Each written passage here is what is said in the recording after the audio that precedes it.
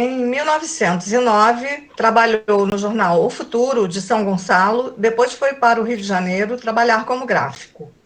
Em 1911, formou-se em artes gráficas no Liceu de Artes e Ofícios.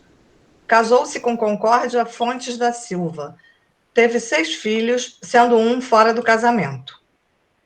Um dos jornais que fundou, a Gazeta de São Gonçalo, com o irmão Abílio José, hoje é objeto de estudo do grupo de pesquisa História de São Gonçalo, Memória e Identidade, vinculado ao Departamento de Ciências Humanas da Faculdade de Formação de Professores da UERJ, sob a coordenação do professor Rui Aniceto Fernandes.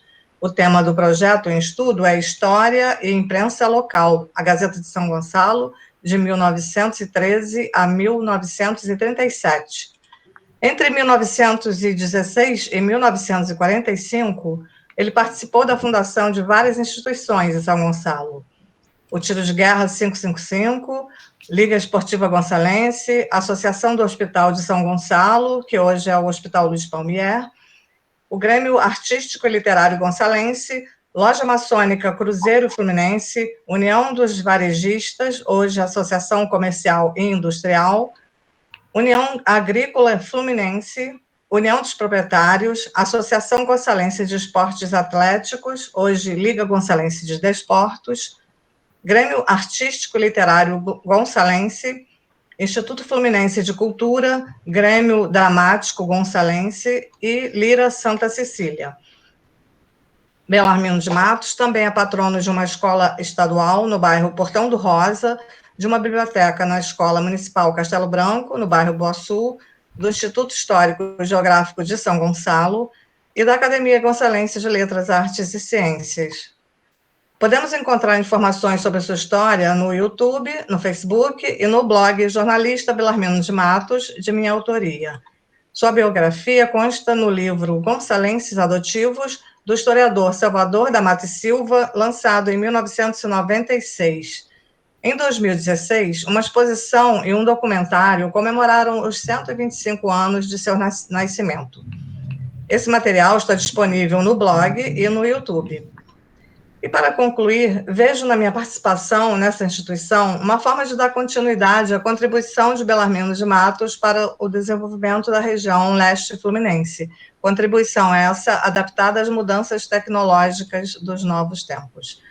Como diretora técnica da revista do IHGI, que será lançada no fim deste ano, em formato digital, pretendo, com a equipe editorial e sob a direção geral do historiador Rui Aniceto Fernandes, colaborar com a difusão do conhecimento científico, fortalecendo, assim, a relação da comunicação com a história. Muito obrigada.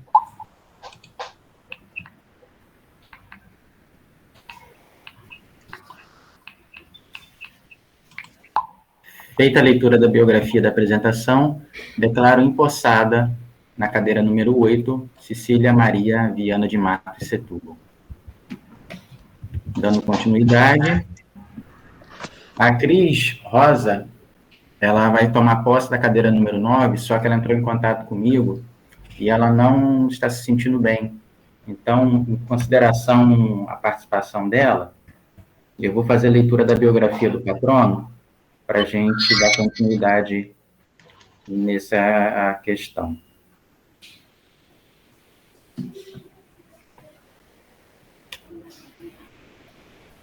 José Leandro de Carvalho nasceu em Muriqui, freguesia de São João Batista, de Itaboraí, da vila de Santo Antônio de Sá, por volta de 1770. Pintor e desenhista, é levado para o Rio de Janeiro pelo seu padrinho, o cirurgião Musi. Na capital fluminense, estuda com Leandro Joaquim e Raimundo da Costa e Silva. Chega à corte portuguesa ao Brasil em 1808, torna-se principal retratista do período e representa por diversas vezes Dom João VI. Executa também retratos e pinturas para as famílias da sociedade carioca. Realiza pinturas religiosas, como o painel da Ascensão da Igreja do Bom Jesus do Calvário, no Rio de Janeiro. Pinta o retrato da família real no altar-mor da antiga capela da Igreja de Nossa Senhora do Carmo, hoje antiga Sé do Rio. Painel não mais existente. Faz cenografia para o Teatro de São Pedro, atual João Caetano. e para as cerimônias de coroação de Dom João VI do imperador Dom Pedro I. José Leandro de Carvalho é o principal retratista da corte de Dom João. Como favorito do rei, a quem representa por diversas vezes, pinta ainda retrato de outros membros da nobreza da época, como Dom Pedro I, a princesa Leopoldina e Dona Maria I, rainha de Portugal. O crítico da arte, Gonzaga Duque, afirma que o melhor retrato de Dom João VI, presente no convento de Santo Antônio do Rio de Janeiro, é realizado por Carvalho, que gradualmente se torna um pequeno Velázquez da elite imperial. O historiador da arte, Quirino Campo Fiorito, ressalta que sua técnica é vigorosa, com um desenho bem acentuado e de notável personalidade. Para ele, a capacidade artística de Carvalho melhor se revela na obra A Família Real em Meio a Anjos e Santos, sob a proteção de Nossa Senhora, executado por volta de 1811. Painel pintado para altar-mor da capela da igreja de Nossa Senhora do Carmo, considerada sua obra-prima. Nela, Carvalho retrata a família real, Dom João VI, a rainha, ajoelhados e os príncipes Pedro I e Dom Luís, guiados por um anjo da guarda, em adoração à Virgem do Carmelo. José Leandro de Carvalho faleceu em Campos dos Goytacazes em 1834. Considerando a ausência por motivo de saúde, mesmo assim eu declaro empossado a Cristiana Rosa Pereira Jardim, na cadeira número 9. E usamos o retrato do Dom João VI como para figurar a imagem do artista, considerando que não existe um retrato ou uma foto do José Leandro de Carvalho. Dando sequência, eu dou a palavra ao professor Ideobrando Costa Santos Filho, que está sendo empossado na cadeira número 10, cujo patrono é o Barão de Itapacorá. Com a palavra, Ideobrando. Boa noite a todos. Manuel Antônio Álvares de Azevedo foi o primeiro e único barão de Itapacorá. Nasceu na fazenda de Itapacorá, freguesia de São João de Itaboraí, vila de Santo Antônio de Sá, em 10 de julho de 1773. Filho do mestre de campo Alexandre Álvares Duarte de Azevedo e Ana Maria Joaquina Duque Estrada, foi fazendeiro, vereador, primeiro presidente da Câmara Municipal de Itaboraí, deputado provincial do Rio de Janeiro e membro da Confraria de Nossa Senhora da Conceição de Niterói. Lutou pela independência do Brasil, sendo agraciado barão por Dom Pedro II em 25 de março de 1849. Também foi nomeado cavaleiro da Imperial Ordem do Cruzeiro e comendador da Imperial Ordem de Cristo. Faleceu em 1856, na capital da província. Foi sepultado no cemitério de Maruí, Niterói. Solteiro, deixou 5 filhos naturais. Esta, então, é a breve biografia do Barão de Itapacorá.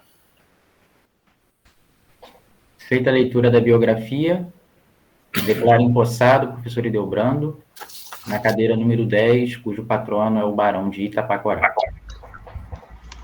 Dando sequência, passo a palavra ao João Antônio Duarte da Graça Vieira, que está sendo empossado na cadeira número 11, cujo patrono é José Mariano da Conceição Veloso, mais conhecido como Frei Veloso. Com a palavra, João.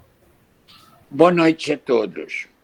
Em 1761, se tornou franciscano no convento de São Boaventura, em Macacu, José Mariano da Conceição Veloso, nascido em São João del Rei, comarca de Rio das Mortes, Minas Gerais, em 1742. Faleceu no Rio de Janeiro em 1811. Foi um sacerdote, professor, missionário e botânico brasileiro colonial. O naturalista era filho de José Veloso Câmara e de Rita Jesus Xavier e primo de Joaquim José da Silva Xavier, conhecido como Tiradentes. Em 1761, se tornou no convento de São Boaventura, em Macacu, tendo sido ordenado no convento de Santo Antônio, no Rio de Janeiro, onde estudou filosofia e teologia. Foi nomeado pregador em 1768 e, Em 1771, já ministrava geometria no convento de São Paulo. Transformou seu claustro em um museu, herbário, cultivando sua dedicação aos estudos botânicos. Lente de retórica no convento de São Paulo e lecionando História Natural no convento de Santo António em 1790, foi a Lisboa quando começou a classificar espécies da flora e da fauna, enquanto trabalhava no Real Museu e Jardim da Ajuda e na Academia Real de Ciências de Lisboa, sob a proteção de Dom Rodrigo de Sousa Coutinho.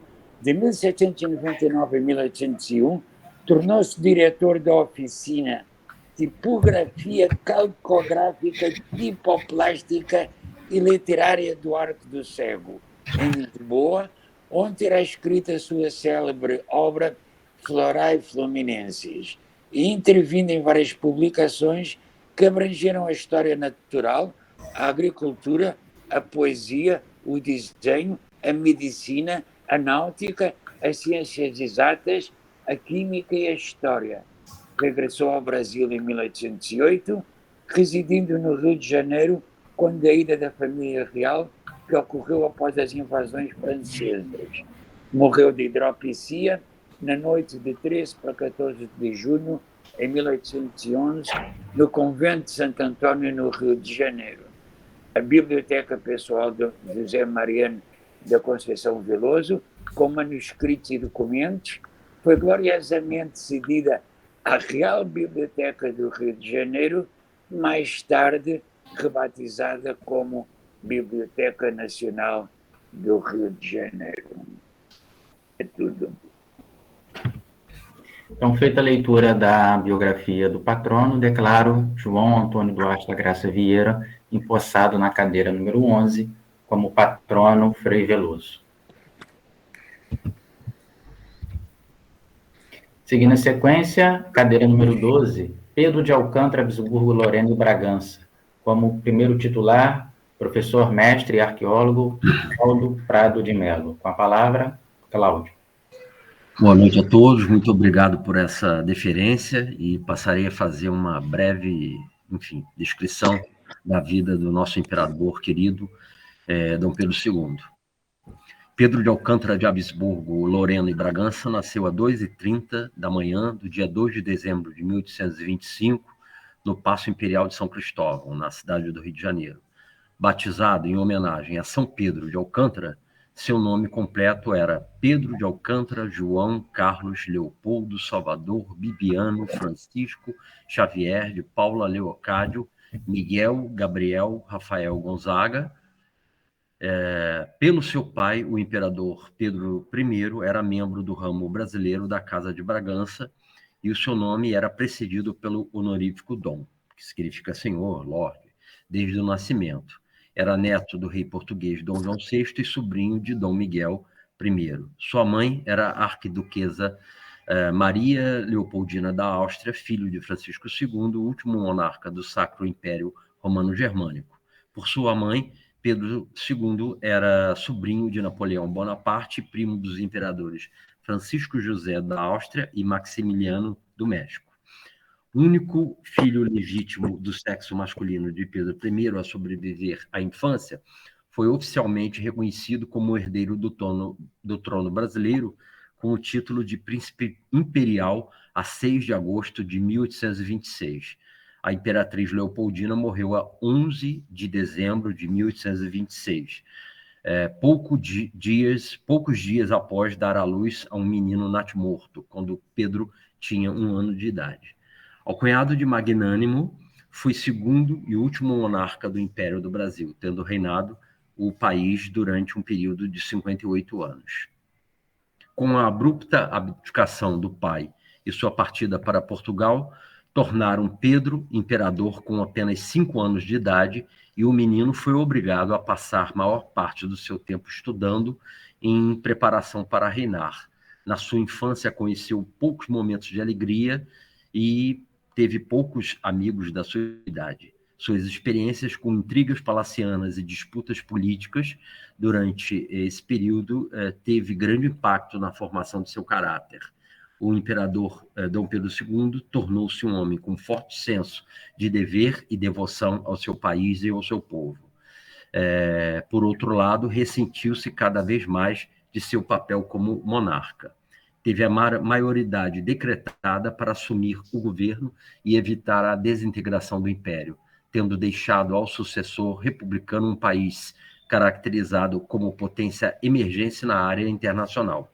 A nação distinguiu-se de seus vizinhos hispano-americanos devido à sua estabilidade política, especialmente por sua forma de governo, uma funcional monarquia parlamentar constitucional.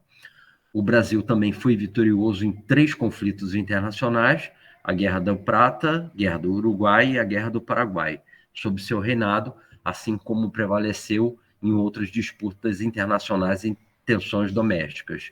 Como um homem com forte sentimento de solidão, se debruçou aos estudos e se tornou um erudito, tendo o imperador estabelecido uma reputação como um vigoroso patrocinador do conhecimento, da cultura e das ciências. Ele ganhou respeito e admiração de estudiosos como Graham Bell, Charles Darwin, Victor Hugo, Nietzsche, e foi amigo de Richard Wagner, Louis Pasteur, dentre outros. Em 1889, o Brasil sofreu um golpe de Estado e os militares decretaram a criação da República Brasileira e impuseram a partida da família imperial para o exílio. O imperador não permitiu nenhuma medida contra a sua remoção e não apoiou qualquer tentativa de restauração da monarquia.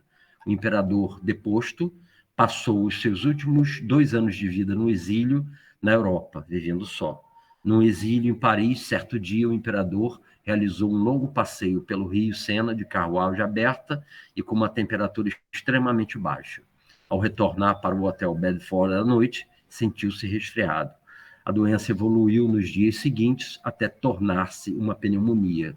O estado de saúde de Dom Pedro II rapidamente piorou até sua morte às 0h35 da manhã do dia 5 de dezembro de 1891.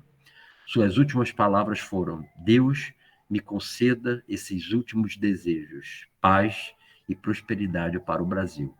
Enquanto preparavam o seu corpo, um pacote lacrado foi encontrado no quarto com uma mensagem escrita pelo próprio imperador. É terra do meu país, desejo que seja posta no meu caixão, se eu morrer fora da minha pátria. O pacote que continha a terra de todas as províncias brasileiras foi colocado dentro do caixão.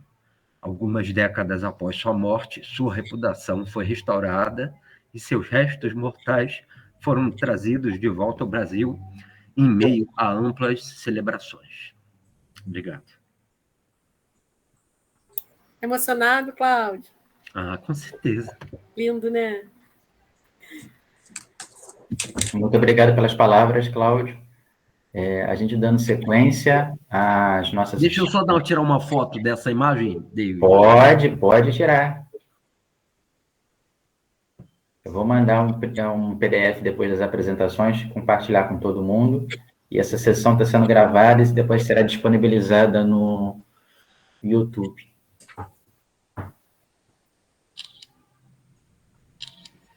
Obrigado. Oi? Obrigado. Então, dando sequência, Cláudio, muito obrigado pelas suas palavras, pela sua emoção.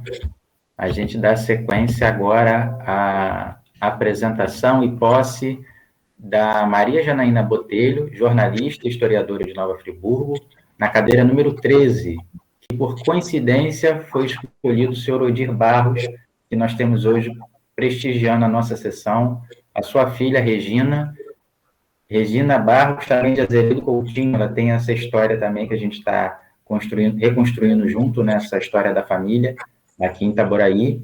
Mas como fala hoje, a homenagem vai para seu Odir, então eu passo a palavra à Janaína. Se você quiser falar um pouquinho sobre você também, Janaína, fica à vontade, e também sobre a biografia do seu Odir. Boa noite a todos, boa noite, Regina. Eu não sei fazer as pessoas chorarem, se emocionarem, como o Cláudio, que eu também me emocionei com as palavras dele. mas fiquei muito feliz, né, em aceitar, quando eu vi que era uma cadeira de um jornalista, que tem muito, realmente tem muito a ver comigo, né. Bom, o seu Odir Barros nasceu em Niterói em 13 de março de 1917, filho de Américo Antônio Barros e Maria Leopoldina de Barros. Ele foi casado com a professora Maria Cecília dos Santos Coutinho, um casamento realizado em 13 de junho de 1942. Bom, ele foi jornalista, iniciando a sua carreira na redação do jornal O Estado. Em 1940, ele foi aprovado em um concurso público para a vaga de delegado de recenseamento do IBGE, contexto onde fixa residência em Itaboraí a partir de 9 de abril do mesmo ano. 2 anos depois, assume um cargo na Secretaria Municipal, que é alguma coisa ligada à tesouraria, parte de finanças seria hoje, e ele passou pela gestão de 14 prefeitos, né? Então, o jornal dele deve ser bem interessante mesmo, passando por todos esses prefeitos, né, em Itaboraí. Bom, ele foi diretor-gerente do jornal A Folha de Itaboraí, fundado por Belarmino de Matos, em 1948. E esse jornal ele funcionou de forma ininterrupta durante 56 anos. O seu Odir, né, você falou no início, como ele era conhecido, ele foi presidente do Clube Atlético Itaboraí de 1940 a 1950, fundador e primeiro presidente da Liga Itaboraiense de Desportos em 1951, presidente eleito e reeleito do Esporte Clube Comercial no período de 1960 a 1963, secretário e um dos fundadores da então Campanha Nacional de Escolas Gratuitas, mantenedora do ginásio Alberto Torres, hoje o Colégio Cenecista Alberto Torres. E eu também, fazendo uma pesquisa na internet, eu descobri que em 6 de novembro de 1995, o seu Odir, né, como ele era conhecido, ele recebeu o título de benemérito do Estado do Rio de Janeiro, através da resolução 238/95, de autoria do deputado Sérgio Torres. Bem, ele faleceu no ano de 2004, após 60 anos de muito amor e dedicação ao povo e ao município de Itaboraí, seja no campo do jornalismo, das artes, da cultura, do assistencialismo e da política. Todo o acervo dele hoje se encontra no Centro de Memória de Itaboraí, que, se eu não me engano, é Casa Heloísa Alberto Torres, né, vinculada à Secretaria Municipal de Cultura.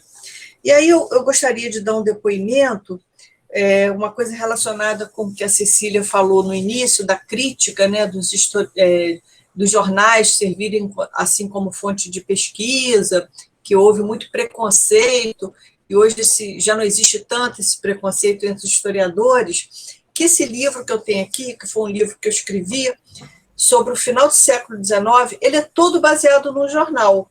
No caso aqui era o jornal friburguense, do jornalista José Antônio Cardoso, e ele se chama O Cotidiano de Nova Friburgo no final do século XIX. Esse livro é fruto de pesquisa em 10 anos do jornal, e realmente eu consegui dar conta de contar, assim, nessa virada de século XIX para XX, de contar como era a vida de Nova Friburgo, a vida cotidiana, quais eram os seus principais atores políticos, a vida social. Você tem colunas na época que são as chamadas colunas solicitadas, que são as cartas que as pessoas escrevem para o jornal, que são super interessantes, que você conhece um pouquinho do dia a dia desses moradores.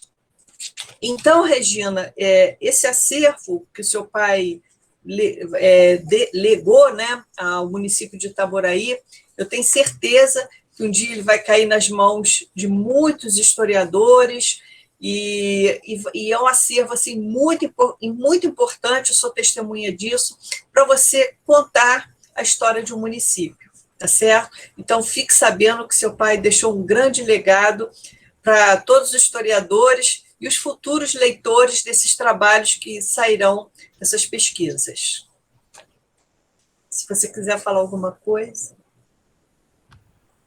Quer falar um pouquinho, Regina? Regina está emocionada. O seu áudio está desligado, Regina. Tem que abrir o microfone. Pede alguém aqui para mexer na tela para você. Já vamos aguardar. Abre o microfone, isso.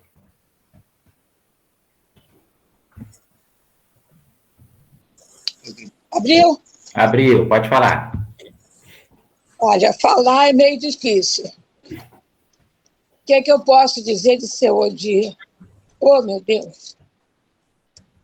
Tanta coisa que ele me deixou, tanta coisa que me ensinou, tanta coisa que ficou faltando.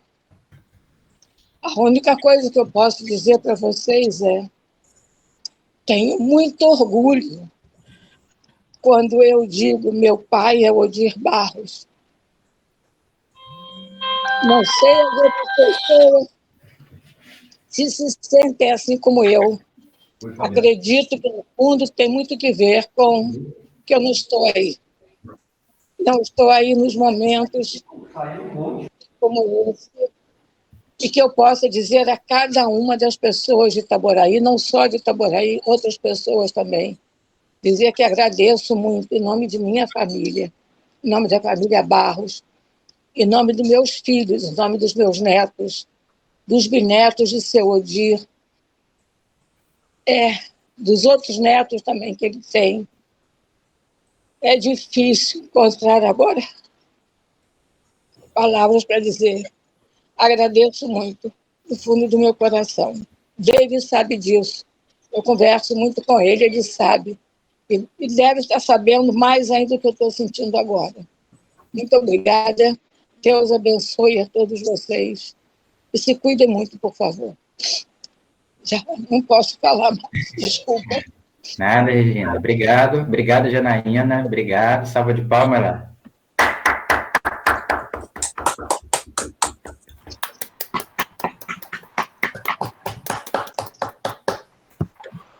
Só uma retificação, Janaína. O acervo dele está hoje na Casa Paulina Porto, que é a sede da Secretaria Municipal de Cultura. Ah, já mudou, então. Mudou. Estava na Casa Heloísa e foi transferido agora para a sede da nova secretaria. Tá certo? Então, a gente vai dar continuidade aqui. Deixa eu ver quem falta.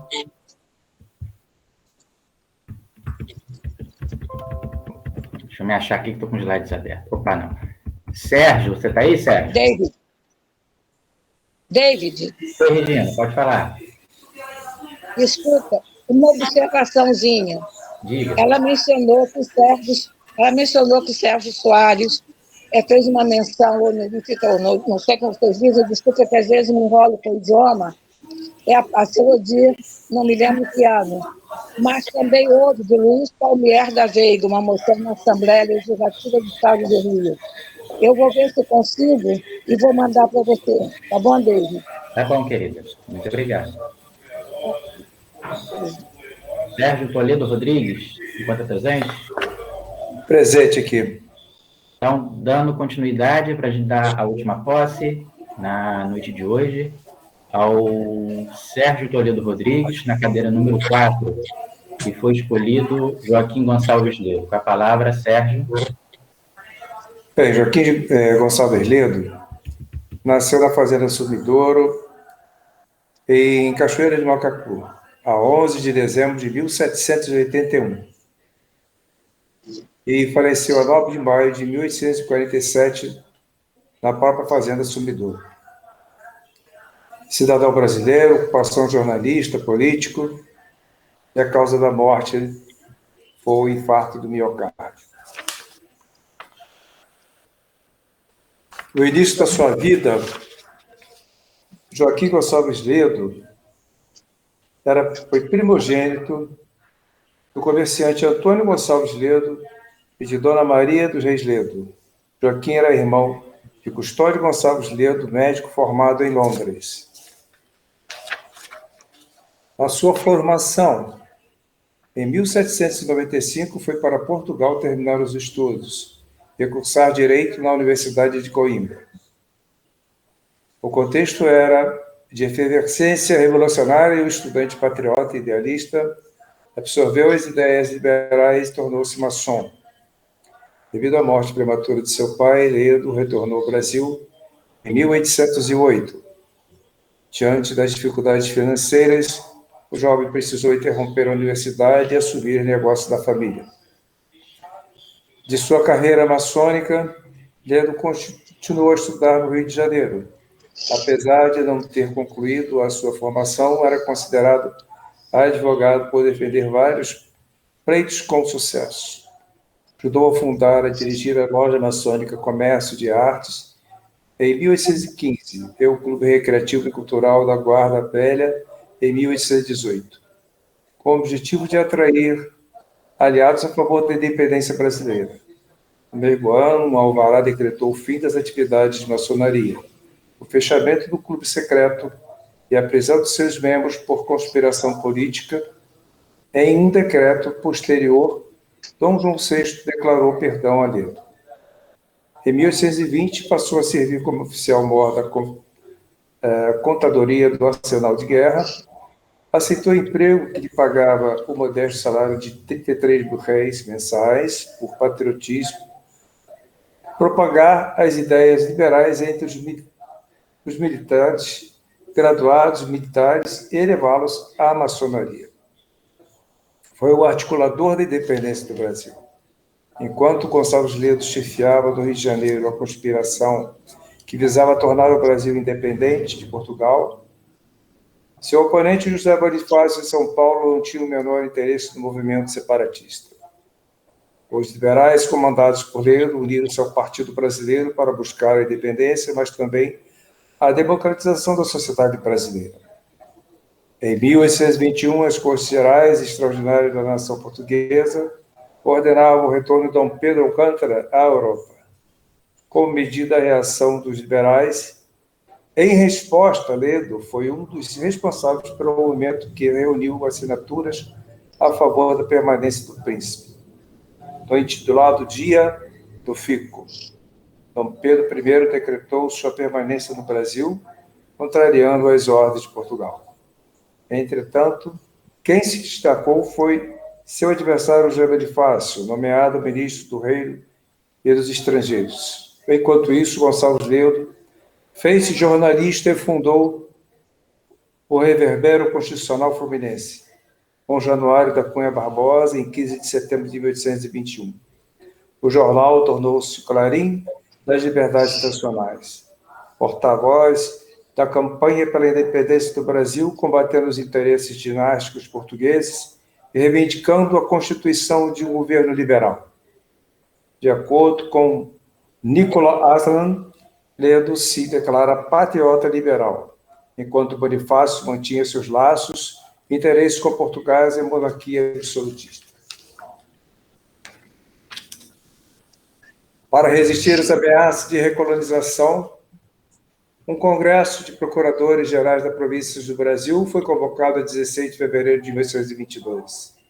Nesta ocasião, Gonçalves Ledo propôs a convocação de uma Assembleia Constituinte. O príncipe português acatou a sugestão do patriota, em junho, quando também o nomeou procurador da província do Rio de Janeiro e conselheiro do governo. José Bonifácio foi obrigado a aceitá-la, mas sugeriu a eleição indireta, que prevaleceu contra a vontade de Ledo e dos liberais radicais que defendiam a eleição direta dos constituintes.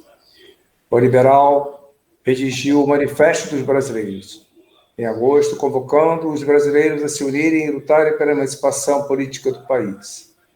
Não ouça entre vós outro grito que não seja união do Amazonas ao Prata, não retumbe outro eco que não seja independência. Formem as nossas províncias o feixe misterioso que nenhuma força pode quebrar.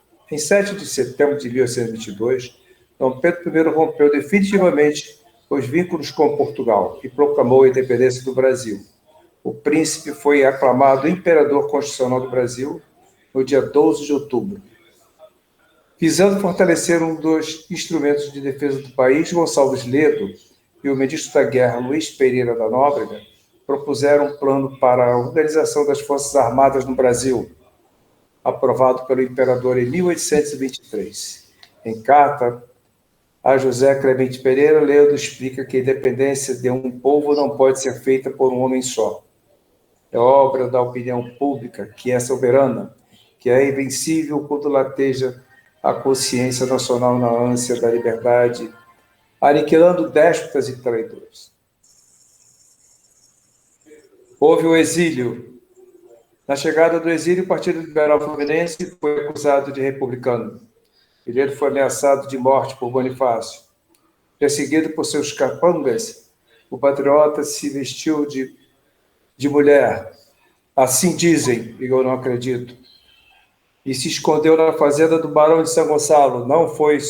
Ele não se escondeu, ele foi convidado a ali se abrigar. Na biografia dele dizem que foi em Niterói, não, foi em São Gonçalo, na cidade de São Gonçalo, especificamente na fazenda Engenho Novo. Com a ajuda de Lourenço Florestan, embarcou disfarçado novamente em um navio mercantil em direção a Buenos Aires. Na capital argentina, ele sofreu com calúnias e foi considerado fugitivo. O governo não lhe forneceu nenhum subsídio para sua manutenção, hospedou-se na casa de um amigo e trabalhou para garantir o seu sustento. Em política, Gonçalves Ledo foi eleito deputado da Assembleia Provincial do Rio de Janeiro. Em 21 de setembro de 1922, porém, a cadeira foi inicialmente ocupada pelo seu suplente Martim Francisco. O liberal somente assumiu o cargo em 6 de maio de 1926, quando houve a reabertura da Assembleia. Aos 45 anos, o Fluminense, de tanto lutou pela emancipação nacional, alcançou a posição de independência em seus pronunciamentos na Assembleia Legislativa. Sua intervenção nos debates parlamentares, sua oportuna e não tinha um ímpeto juvenil, já não tinha mais o ímpeto juvenil que o distinguiu em 1821 e 1822. Durante sua permanência no cargo, Ledo analisou diversos relatórios, e entre eles publicou o parecer da Comissão de Fazenda da Câmara de Deputados e Assembleia Geral do Império do Brasil dos Anais do Congresso. Em seus últimos anos, em 1831, Ledo retornou às suas atividades maçônicas e fundou 3 lojas, Educação e Moral, Reunião Brasileira e Amor à Pátria. Redigiu sua autobiografia e Memória do seu tempo, documentos que fazem parte da história da independência. Casado com Ana Carolina de Araújo em 1873, cansado, abandonou a política e a maçonaria em 1874 para dedicar-se à agricultura em sua fazenda no Subidouro, no município de Cachoeira de Macacu, Rio de Janeiro. Ledo teve um ataque cardíaco aos 66 anos e morreu a 19 de maio de 1847. É isso. Então, feita a leitura da biografia, eu declaro você empossado na cadeira número 4 de Joaquim Gonçalves Ledo. Uma pequena retificação, Sumidouro é em Itaboraí, no distrito de Sambaitiba, uma ruína que foi encontrada pelo nosso amigo João Vieira, em cima de uma pesquisa historiográfica e também cartográfica, e fazem parte da antiga engenho e capela de Nossa Senhora da Conceição, né, que também pertenceu a um dos capitães mor da Vila de Santo Antônio de Sé. Então, dando sequência, só um minutinho.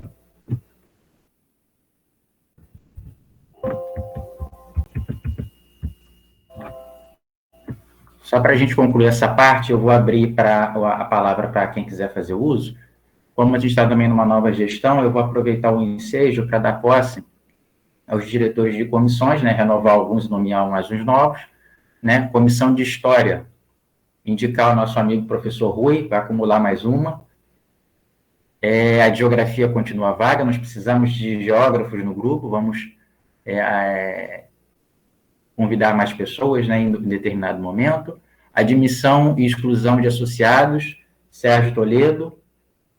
Comissão de Estatuto, Ronaldo Medeiros Meirelles, está aqui presente. Comissão da Revista, A gente brinca que foi por livre e espontânea pressão.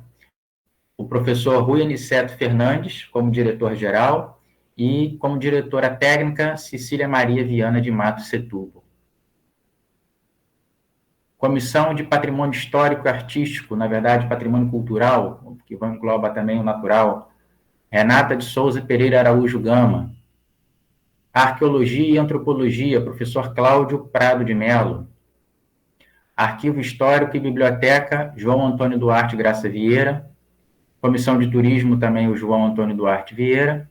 Comissão Eleitoral, pela prerrogativa da patente, Rubens Carrilho Fernandes. Administração do museu, que um dia nós vamos fundar esse museu histórico da cidade de Itaboraí, ainda continua vago. Relações Públicas, Cia Janaína, que também tem essa figura carismática, aceitar. E da Comissão de Genealogia e Heráldica, Dalcio Nascimento, que tomou hoje também posse da cadeira da Maria, que também foi uma grande genealogista aqui da região. Então, feitas essas considerações, eu abro a palavra a quem quiser fazer uso dela e, em seguida, a gente encerra a nossa sessão. Eu só queria dizer o seguinte, mais uma vez o Instituto Histórico faz a sua parte, né, da retificação histórica, inclusive do Gonçalves Ledo.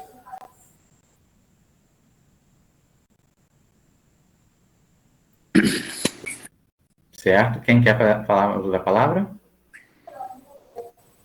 Eu. João. Com a palavra, João. Sérgio. Oi. Já fomos várias vezes nas ruínas lá do Gonçalo Ledo. É muito você. Você nunca se anima a vir conosco? Rapaz, o meu trabalho é um problema. Fica junto com o convento de São Boaventura, antiga fazenda de Macacu, por aí. Nós vamos na paciência agora. Essa paciência também está difícil de encontrar. Né? João, Então, isso. Uma questão de ordem na sua fala e para Sérgio também. Como ano que vem a gente tem uma missão de comemorar o bicentenário da independência, promover uma celebração aqui no âmbito do município de Itaboraí e também nos outros municípios, né? A gente tem uma missão aí de dar mais evidência ao nome do Ledo, dessas minas, né? Evocar as minas de Nossa Senhora da Glória do Engenho de Sumidouro e da história do próprio Ledo, assim como mais duas outras personalidades da cidade que contribuíram para a independência, como o Barão de Itapacorá e como o Hilário de Menezes Drummond, foi o fundador da Casa de Ópera de Itaboraí. Então, dando continuidade, mais alguém gostaria de fazer uso da palavra?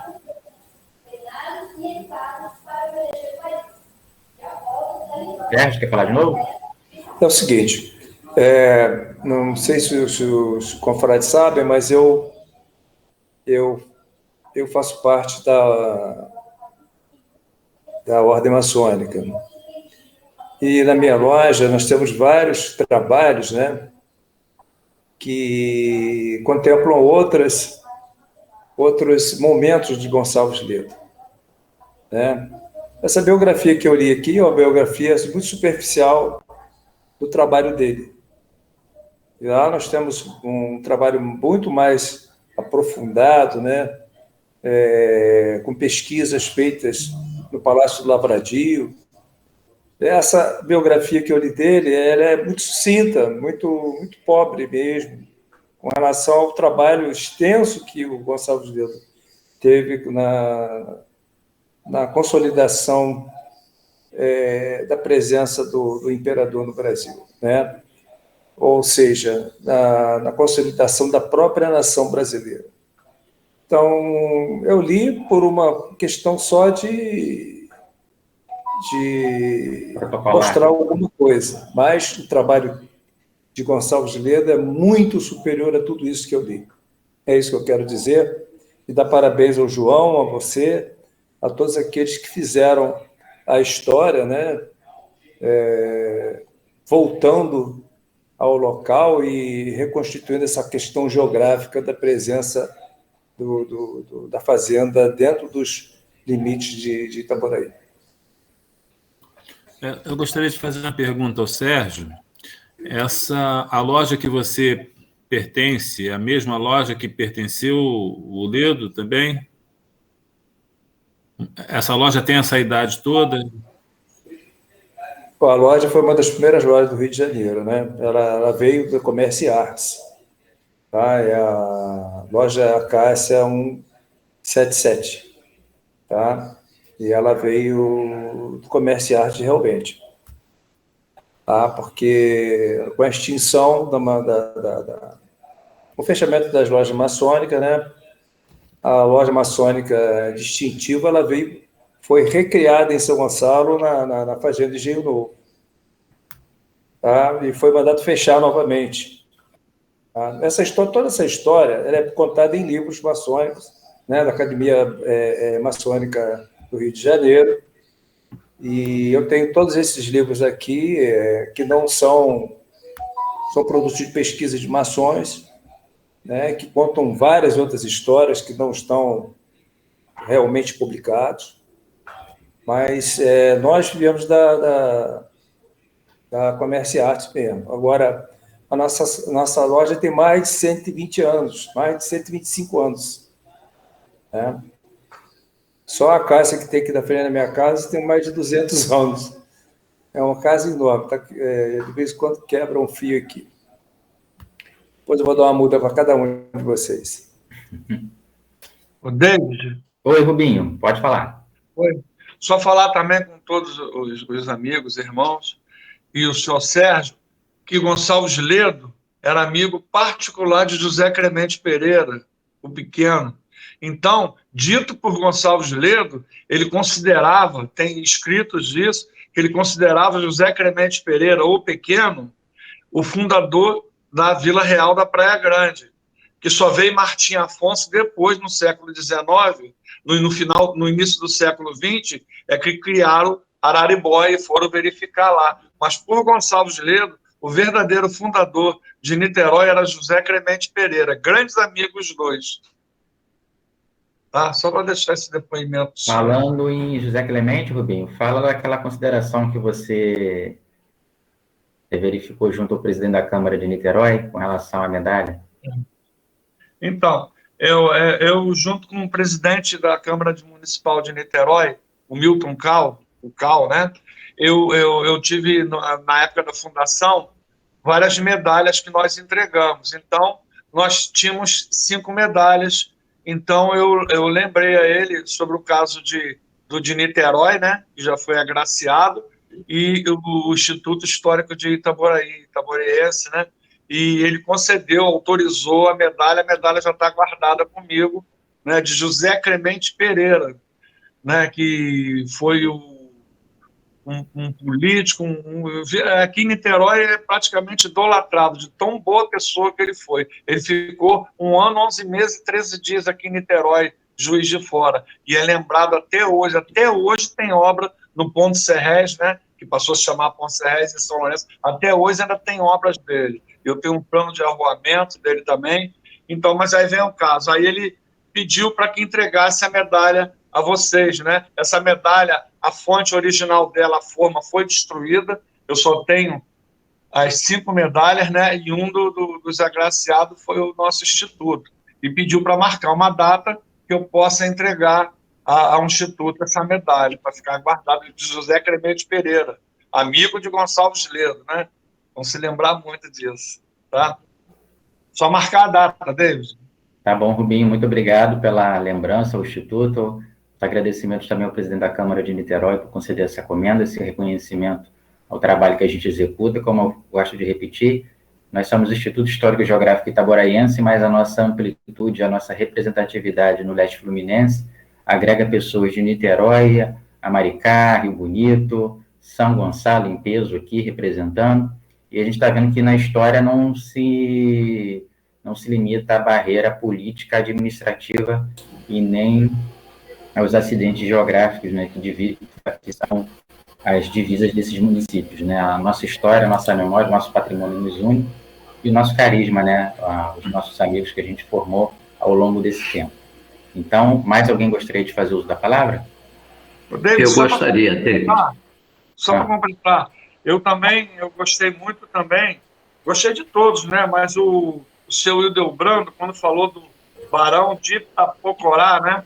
eu também, ele faz parte da igreja que eu pertenço. Eu não sou da Arquiconfraria, mas eu sou da comunidade lá. Então, aqui o senhor mencionou que ele foi da Arquiconfraria Nossa Senhora da Conceição, né? Então, eu vou transmitir isso ao prior de lá, e nós estamos resgatando a história. Se o senhor puder mandar para mim uma breve história dele, ele vai ficar muito feliz lá, que nós, apesar de completarmos 350 anos, ainda tem muita história, ainda muitos priores, pessoas que passaram por lá, e que nós queríamos resgatar. Se o senhor puder depois mandar para mim também, tá? Obrigado. Sim. Eu gostaria de agradecer a todos e um forte abraço a todos que foram agraciados e agradecer também a minha indicação. Eu estou aqui mais distante, mas eu colaboro o que for possível. Um abraço a todos e parabéns a toda a diretoria e a todos que foram agraciados hoje. Parabéns a todos e uma boa noite. Muito obrigado, David. Obrigado você, Gilbert. Você me recordou uma outra questão também com relação à nossa representatividade. Tanto você como o Cláudio são da cidade do Rio de Janeiro e são sócios efetivos do Instituto Histórico e Geográfico Itaboraense. Você está mais aí um pouquinho afastado, né, mais um pouquinho longe. O Cláudio também lá em Anchieta. Falar um pouquinho, né? Mas muito obrigado aos dois pela presença, pela participação e agregar. Vocês sempre agregam, né? São pessoas que agregam aqui. O Instituto, ele é feito por pessoas que alegram e agregam. Isso. Renata? Ok. Oi. Eu notei também, na hora que falou do Barão de Tapacorá, fiquei feliz, né, com isso, porque eu também não sabia, apesar de ter escrito o livro, assim, a finalização do livro foi feita nessa parte, no período da pandemia, né, e isso dificultou bastante. Então, assim, é um caminho também a seguir agora, né, investigar essa ligação do Barão de Tapacorá com a Arquiconfraria. A gente sabe que era uma igreja que os membros da Arquiconfraria eram pessoas poderosas, influentes, porque a igreja ela sempre foi muito bem cuidada, né? Eles faziam questão de sempre estarem reformando a igreja. Isso, por um lado, foi ruim, porque a gente perdeu muitas características originais, né, da arquitetura, mas a gente, assim, com um olhar... eu esqueci a palavra, mas com aquele olhar que fica fora do tempo, né? Eu esqueci a palavra. A gente consegue compreender os momentos históricos, né? E até porque a questão do patrimônio mesmo no Brasil veio para se fortalecer só depois de 1937, né? E as mudanças aconteceram bem antes. Então, aproveitando aqui para convidar a todos para o lançamento do livro sobre os 350 anos da Arquiconfraria. Obrigada, Cláudia, anacrônico. Convidar todos para o lançamento do livro, que será domingo às 10 horas. Amanhã vai acontecer uma missa, uma celebração pelos 350 anos da Arquiconfraria, só que vai ser uma missa fechada, porque não tem condição de abrir para todo mundo lá, uma igreja pequena, né? Então eles priorizaram mais os membros da Arquiconfraria, as pessoas que estão mais vinculadas lá. Eu gostaria, né, se a gente não estivesse nesse período de pandemia, que todo mundo pudesse estar presente amanhã. Mas, de qualquer forma, domingo também haverão missas comemorativas, né, pelos 350 anos, na parte da manhã, e o lançamento está previsto para as 10 horas.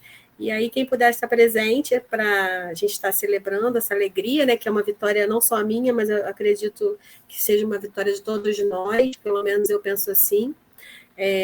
Quando a gente que está nessa vida de luta pelo patrimônio, que é uma luta tão difícil, né? E eu acho que a vitória de um é a vitória de todos. Então, agradeço muito todo o apoio que recebi do seu Rubens, do Toledo, e do David e do Dalson, sempre muito presente na minha caminhada, né? E o carinho de todos vocês. E também o carinho do Cláudio Prado, né? Pelo que ele sempre faz por mim também. Muito obrigada, gente. Então, eu compartilho com vocês essa alegria, tá bom? E espero vocês domingo lá, 10 horas. Muito obrigado, Renata. Eu vou pedir novamente a Vitória, se ela pode tirar um print, ou todo mundo que puder tirar um print, que nossa chamada termina em 4 minutos. Eu acho que já é o tempo suficiente para a gente encerrar essa sessão. Nós já estamos às 9h31, né, da noite, né? Vamos abrir as câmeras. Cadalso já abriu, né? João também, por favor.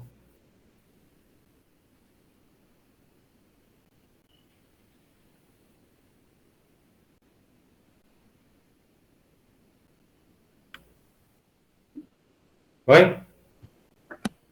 Pronto. Então, alguém queria concluir a sessão de hoje com alguma fala para a gente encerrar? A gente só tem 3 minutinhos. David, vai ser um pouco breve. Tá certo. Eu queria agradecer a todos, né? Ao David, principalmente, por ter me chamado para participar desse instituto, né? Eu que sou de Magé, mas que já estou caminhando para 13 anos de servidor público em Itaboraí, né? Gosto de pesquisar o local onde moro e, principalmente, pesquisar o local onde trabalho, né? Onde estou fazendo vários amigos, né? Então, tenho só a agradecer a vocês, agradecer esses 4 anos que o Instituto está fazendo, né? E sobre o Barão de Itapacorá, no ano passado, a Banda da Guarda Municipal de Itaboraí gravou um vídeo com o hino da independência, né? E nós fizemos um histórico nesse vídeo, contando um pouco do que o Barão de Itapacorá fez em sua participação nesse feito da independência. Obrigado a todos e boa noite. Boa noite, Ronaldo. Muito obrigado. 2 minutos. Boa noite. Boa noite a todos mais uma vez. Eu só queria, na verdade, uma palavra de preocupação, né? O Instituto ele faz parte de uma realidade municipal e de uma região, mas não podemos esquecer a realidade nacional. E, mais uma vez, o nosso país ele vive uma instabilidade política e nós não podemos deixar de atentar para isso. Precisamos estar realmente ligados, antenados, né? Nosso cunho não é político, mas não há como vivermos fora do contexto político. Então, vamos estar atentos, vamos estar vigilantes, porque nós estamos numa instabilidade política muito grande e isso pode trazer dificuldades para o nosso cotidiano, para o nosso dia a dia. Então, era essa palavra que eu gostaria de trazer nesse momento. Vamos ficar alertas, atentos àquilo que está acontecendo em nosso país. Muito obrigado, Edelbrando. E, mais uma vez, obrigado pela sua presença, registrar que você está se recuperando do Covid, né? Daqui a pouco você está bem de saúde e espero que a gente possa, de novo, todo mundo vacinado, voltar a fazer as nossas pesquisas de campo. Nós temos 1 minuto. Quem gostaria de encerrar? Boa noite. Parabéns para a Renata. David, eu gostaria de pedir para mandar aquela imagem da posse, se de preferência até de todos, né? Para a gente fazer uma postagem, né, de todos os integrantes. Tá bom, vou mandar, Cláudio. Obrigado. Um abraço a todos. Rui, tá quietinho, Rui? Boa noite a todos. Está acabando. Boa noite a todos. Felicidade. Vida longa ao Instituto. Boa noite, Regina. Muito obrigado pela presença. Bye, bye. Boa noite a todos. Boa noite para todos. Boa noite, querido.